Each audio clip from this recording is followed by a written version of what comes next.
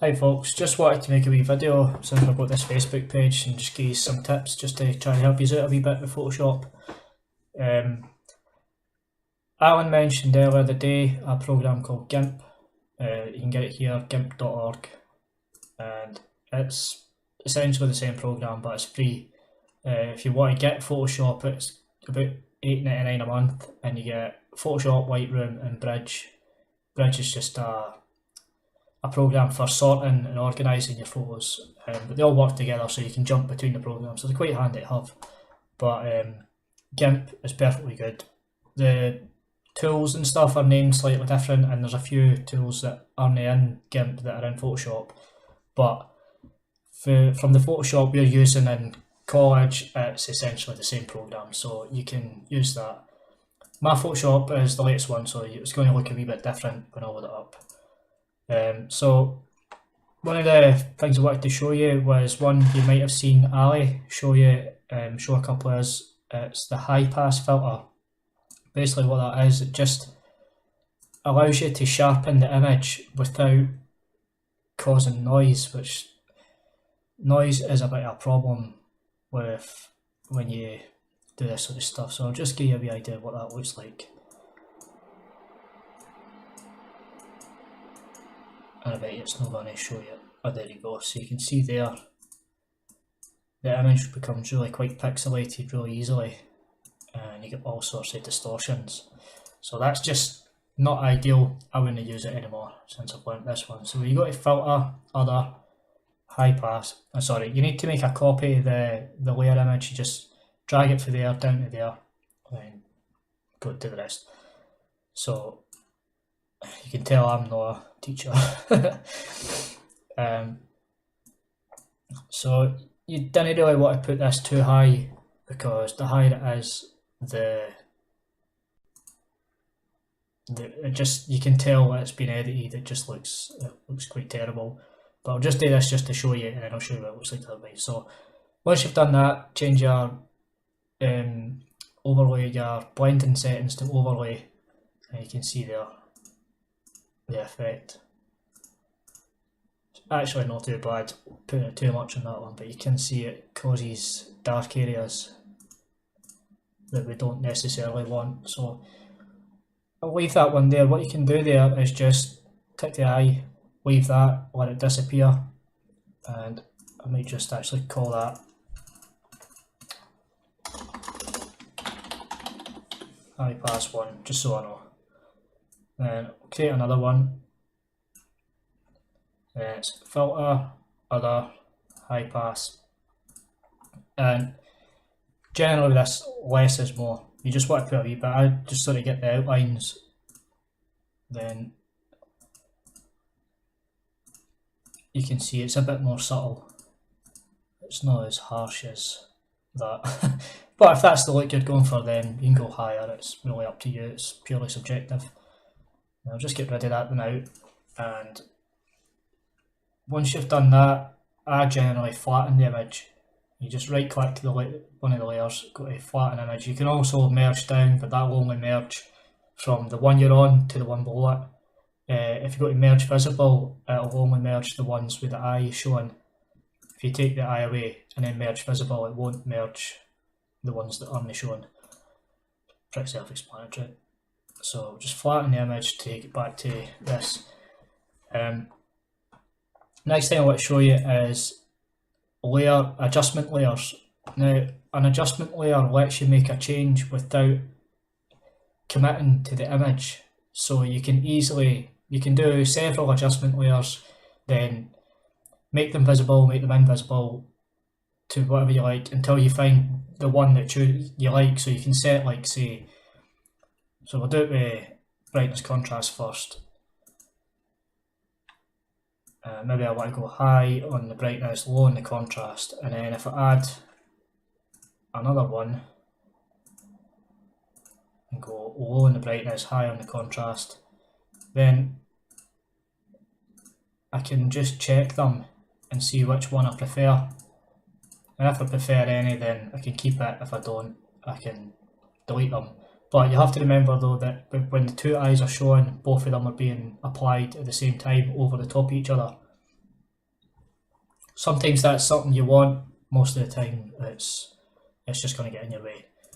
So I'll just delete those now, and we'll come back to the brightest one because there's something else I want to show you with that.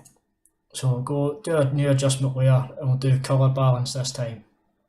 Don't really worry too much about this, generally just hit OK to apply the image, and then what this does is I can set the colour tone to the highlights, so that affects all the areas that are quite bright. In theory anyway, it does spill over into other bits, but generally it affects the bits that you need. So we'll just set that to anything now. The third thing I want to show you is a thing called apply image. So it's image, apply image. Set your layer to background, and what that does is takes this image, puts it into that mask, and then you can apply it to specific parts of the picture. So if I invert it, you'll see there it gets inverted there, and what that does is everything that I apply to this layer, it'll be applied to the white bits. So if I invert that, the sky's the white bits. So when I go back and change this,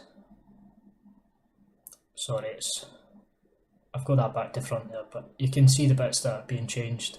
It's more the building that's being done rather than the sky, because it's the dark bits that gets applied to. I've only just learned this one myself, so I'm not 100% confident, but I'm still trying to get the gist of it. But the most important thing I'm trying to show you here is using an adjustment layer, then apply image to that layer so you can make different adjustments. And this is a great one for setting the colour tone of your image in different places.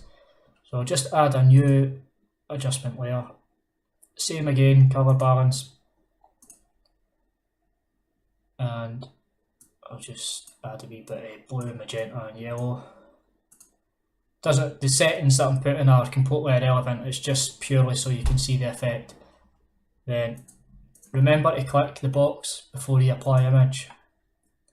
Image, apply image. I'm going to invert it this time.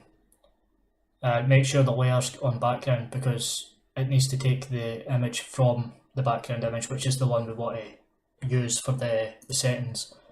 So you'll see there, it's all inverted, the ground's all black, white, that sky's all black. What you can do there is Alt click, and it shows you what it looks like. And you can jump between the layers when you're in Alt click mode, and you can see what each of them are like. That gives you an idea roughly where the settings are going to be applied. Apparently it's black parts that get applied. I'm pretty sure the guy said it was the white bits on the video I watched, but there we go. Anyway, so I'll just change some settings there.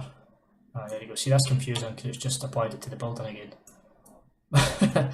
But as I say, it's more about the technique I'm trying to show you rather than how it ends up looking. You just need to play about with it until you figure out what works for you. Photoshop's generally like that, it's all trial and error. So what I want to do now, that's essentially the adjustment layers. I think I actually missed a part there when I've added the second adjustment layer. Let me check. See, there's the problem. Right, so I hadn't changed that to highlights. So if I want to just change wee bits there. No. It's all just trial and error, but I'll give you a link to the video that I watched so you can get a better grasp of it. But most important thing is the adjustment layers and apply image, because they make your life so much easier. And I was playing about with this in class today and I learned a wee thing. So one of the things that is really useful in Photoshop is masks. Now, what you've seen, that wee box up here, that was essentially a mask, and you can apply it in any layer basically. And what it does is you can make changes to one layer. Like, let's say we make this quite dark. then apply a layer mask, click on the layer mask, and then use a brush. Is it? My tools are everywhere. Oh, I'm already doing it. So you just use a brush, and what happens here is black reveals the image underneath when you just paint over it, and now you see on that image it just comes up black where I've painted, so that helps you control it a wee bit.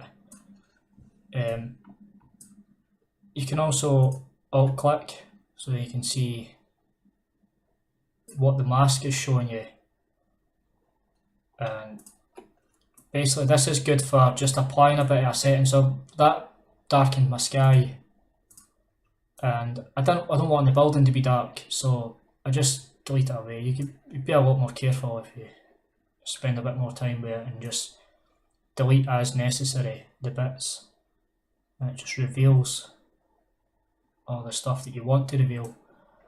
Another thing you can do there is if you make a new layer, image, apply image. No, sorry, I've missed a bit there. Right, aye.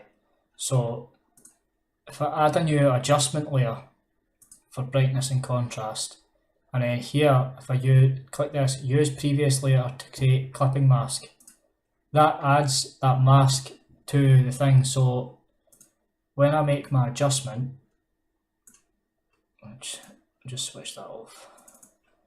So when I make my adjustment to the various parts of the image, I can do the exact same thing by clicking here, taking my paintbrush and revealing the image. But if I also image, apply image, use the background layer, you see there, it's still, you can see it where it's the exact same thing, but when I click, alt click, shows you this, so you can actually paint it just a wee bit better.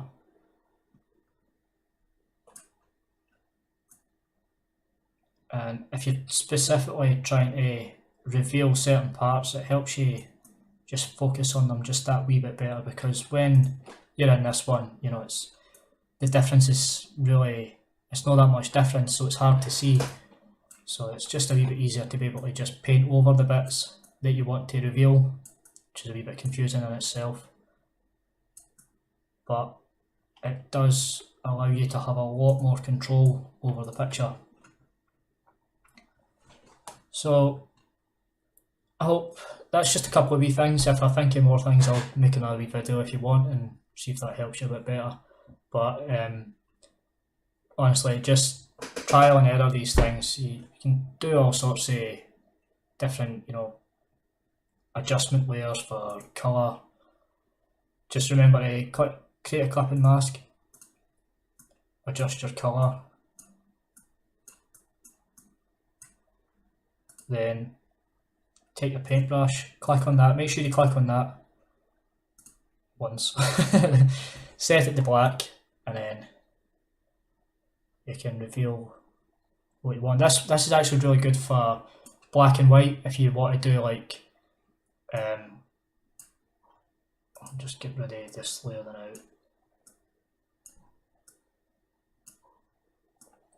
If you want to do a black and white image and keep certain parts, so what I'll do here is I'll desaturate this one. There's a couple of ways to do that. You can either desaturate it, or you can go to hue saturation and just desaturate. Then add a layer mask and just clear away the bush. Now I'm actually going to try something here just to see if this helps. It should work because this is essentially what I've just done. But if I apply the image again, background, change it to normal. Well, it's showing a wee bit of the colour, so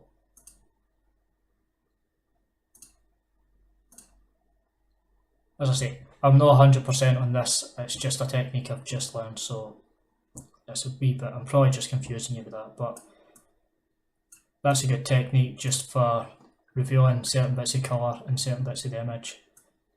You just change the size of your brush to be a bit more concise, and I've also noticed my hardness is way down, so that reveals a bit quicker when the hardness is up, but if it's down it just does a wee bit less. If you want to go even more less than that, put the opacity down, or opacity, however you pronounce that, and you'll see there every time I click it does it a wee bit more.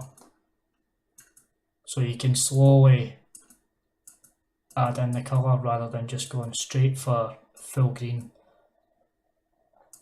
Just a wee bit more time consuming, but that's better for like your edges and stuff like that, where you're just trying to really take your time. Another thing is you can get right in. If you zoom all the way into your picture, it gives you a lot more control over the pixels. Actually, that reminds me, there's one more thing that I'll show you just before I finish the video. Is I was having a bit of bother today trying to select loads of things, because as you see there, it just starts selecting other parts of the picture that I don't want. So what Neil showed me, it wasn't that.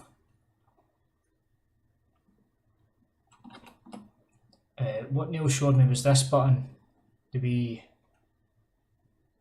European flag style one, or you can just press Q and basically, wrong one. You use your paintbrush and just you paint in the selection. So when I finish this, everything that I select as red will end up, should have ended up as a selection. Right, that's just even more confusing, sorry. I didn't actually know what's going on there.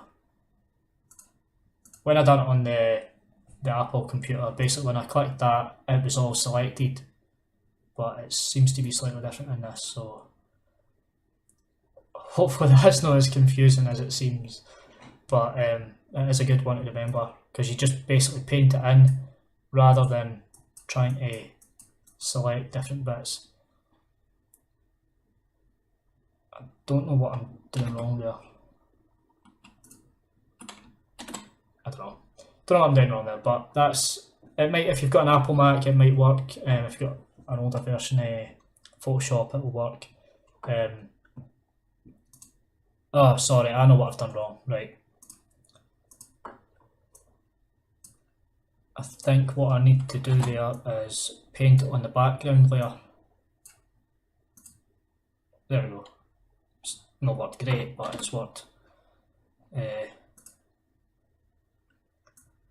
I'll try it again. So when I paint it in, the other thing is here, so black, you keep it on black, that gives you your red, confusingly. I'll just up the opacity. The deeper the red, the more it selects, so it actually feathered that one so that it only selected the deepest part of the red when I unselected it. There we go. So you can see there, I can select specific parts of the image. What you can then do there is any adjustment that you make only gets applied to that part of the image. That's what's supposed to happen. I don't know why it's doing that. It's just making me look like a fool.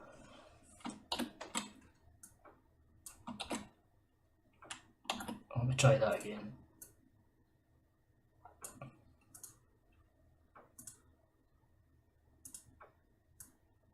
There you go. So what is that? It's actually inverted, so it's selecting everything around it for some unknown reason. I don't quite know. As I say, I'm still new to a lot of this. I'm just picking a lot of things up now that I've never known for years and years, and I've been using Photoshop since I was like 13, so don't let that put you off though, because I've never had a reason to properly use it, and now that I'm actually in college and trying to edit these photos, I'm starting to pick these things up. But I will give you the link to the video on YouTube for the apply image tutorial that covers the adjustment layers and stuff, and basically just that on its own is going to give you a lot more freedom There's another thing that happens there. It allows you to block parts of the image when you're trying to edit, even if you're trying to just erase parts. That'll protect it. I'm just going to see.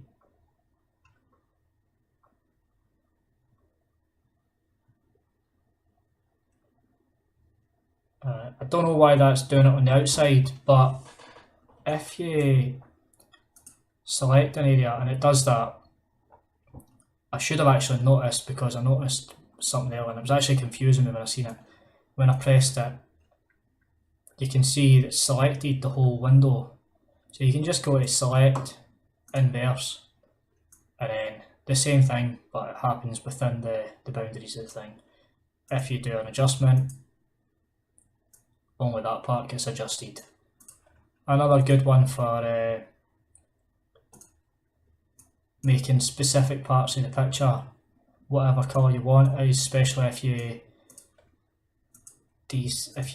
so just inverse that back again, then desaturate the image. You see in there it's still in colour. So hopefully that kind of helps use it a wee bit. Maybe if I can think of other things, I'll add a few other wee bits and pieces in, but that'll give you something to try for now. I highly recommend getting GIMP if you didn't want to buy Photoshop, but if you do want to buy Photoshop, I highly recommend that as well, because honestly it makes such a difference to your photos. Actually, I keep thinking of other things here as I go, so I'll just add this one last thing. They didn't want to tell us about RAW files at the minute because they think it's going to confuse you, but I think they're just being a bit cautious with that. So a quick explanation of a RAW file is when you take your picture, all the light hits the sensor takes that image and saves it in a file called a RAW file. It then takes that RAW file and compresses it into a JPEG. So what it looks like is it's just a slight difference. You can see if you look at the bushes and stuff, it gets a wee bit brighter. Just the contrast basically is a bit better. Different cameras have a much different effect. Like my old camera, like it was like night and day between the RAW and the JPEG. The JPEG looked amazing. JPEGs are also smaller in file size, whereas RAW is a lot bigger because it holds all the basic information. So the best thing to do is, if you've got the space just now while you're learning with Photoshop, is take the picture in RAW and JPEG. It'll basically do the same thing, but rather than just compressing the JPEG and then dumping the information, it compresses the JPEG, then saves the RAW information, and you end up with two files side by side. And then when you open it in Photoshop, and the latest one anyway, it comes up with this wee window.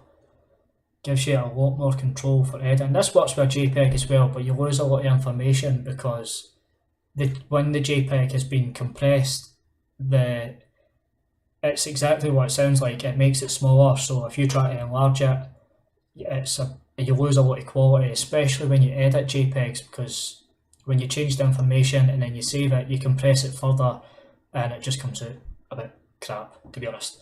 So use RAW if you're going to be working in Photoshop, but for now, take your pictures in RAW and JPEG so that you didn't get any problems with your college work if you're going to do this. If you're not sure, just stick to JPEG because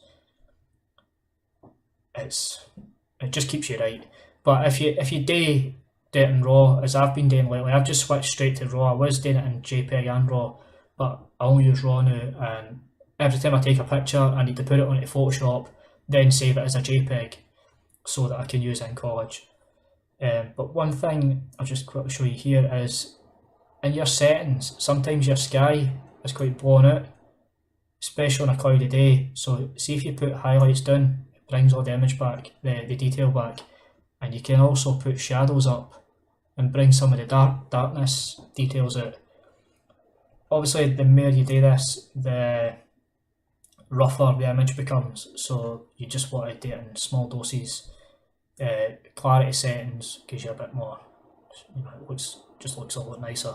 If you're doing portraits, you want to go a wee bit lower just to get a wee bit of softness to it. Then landscapes, I'll fire it all the way up sometimes. Just depends how my image is, because it can create a lot of problems. Dehaze is a good one if you see a lot of sort of mist. Even if it wasn't a misty day, sometimes you just get a bit of haze in the background, so this one takes that away. Also brings a lot of detail out in clouds and stuff. Adds a lot of contrast to the picture though, so again, small doses. But you can also add haze to it, gives it a wee ghostly effect slightly. So hopefully that helps you, and just if there's anything that you want to know or that I can help you with, just ask me and I'll let you know. Right, cheers.